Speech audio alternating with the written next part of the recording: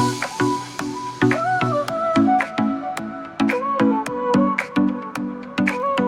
To my YouTube channel Deep Kaur. आज हम करेंगे पास्ट कॉन्टिन्यूस टेंस, क्योंकि इससे पहले हमने किया पास्ट इंडेफिनिट टेंस।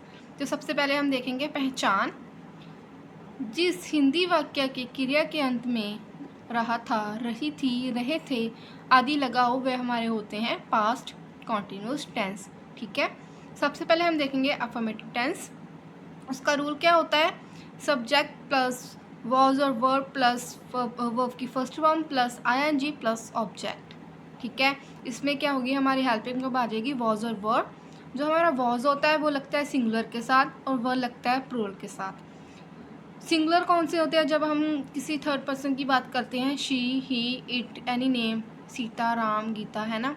ठीक है, तो जो प्लूरल होते हैं वह उसके अंदर आ जाते हैं first person and second person, जैसे कि दे, वी, यू, आई।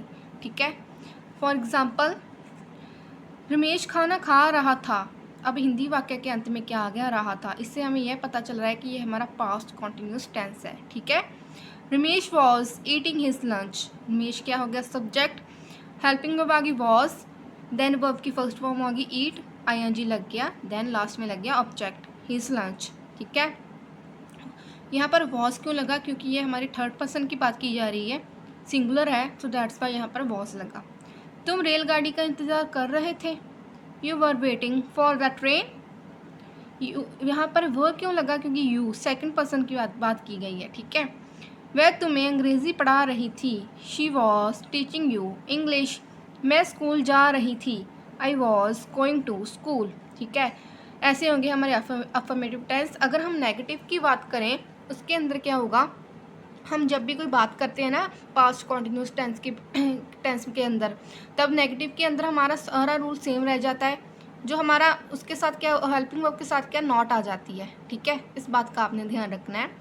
इसका रूल देखें, सब्जेक्ट प्लस वॉज और verb plus not plus verb की first form plus ING plus object.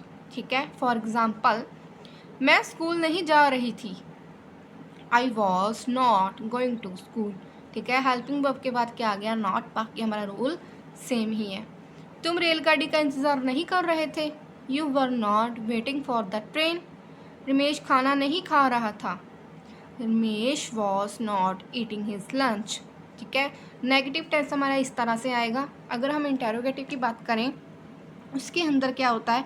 जो हमारी हेल्पिंग वर्ब होती है वो आगे आ जाती है, देन सब्जेक्ट, देन वर्ब की first form ING, then object, और लास्ट में लगता है हमारा क्वेश्चन मार्क। क्वेश्चन मार्क क्यों लगता है? क्योंकि जब इंटेरोगेटिव की बात होती है तो हम किसी से कोई क्वेश्चन पूछ लेते हैं, तब हम इंटेरोगेटिव में क्वेश्चन मार्क लगाते हैं। फॉर एग्ज़ाम्पल, क्या वह तुम्हें अंग्रेज़ी पढ़ा रही थी। Was she teaching you English. Helping verb हमारी आगे आ गई वॉज क्यों आया? क्योंकि हमने किसी लड़की की बात की है। ठीक है, देन वर्ब आ गई हमारी first form teach, ING, then last में लग गया हमारा ऑब्जेक्ट यू इंग्लिश। ठीक है, एंड लास्ट में लग गया क्वेश्चन मार्क। क्या रमेश खाना खा रहा था। Was Ramesh eating his lunch. क्या तुम रेलगाड़ी का इंतज़ार कर रहे थे। Were you waiting for the train, question mark. ठीक है, इंटेरोगेटिव टेंस हमारे इस तरह से आ जाएंगे। इसमें कुछ नहीं है, हमारी जो हेल्पिंग वर्ब है वो आगे आ जाती है, देन बाकी जो रूल होता है वो बाद में आता है। ठीक है, इसमें क्या होता है? जो क्वेश्चन मार्क लगाना होता है वो मस्ट होता है। ठीक है, इस बात का आपने ध्यान रखना है। अगर आप क्वेश्चन मार्क नहीं लगाएंगे इंटेरोगेटिव में तो आपके मार्क्स काटे जाएंगे।